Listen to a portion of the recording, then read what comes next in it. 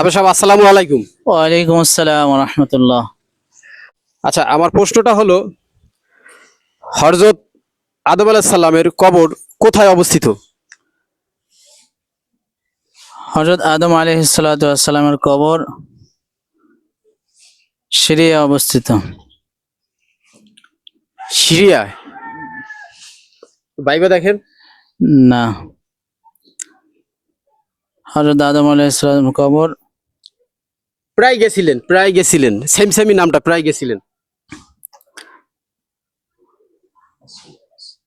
ফিলিস্তিন।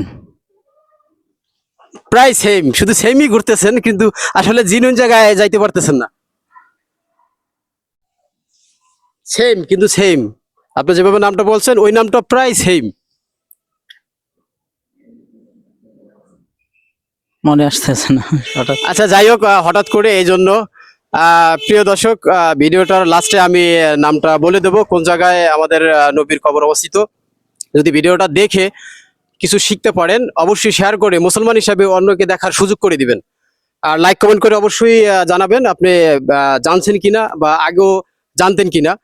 আমাদের হযরত আদম আলাইহিস সালামের কবর শ্রীলঙ্কায় অবস্থিত। ধন্যবাদ, ভালো থাকেন।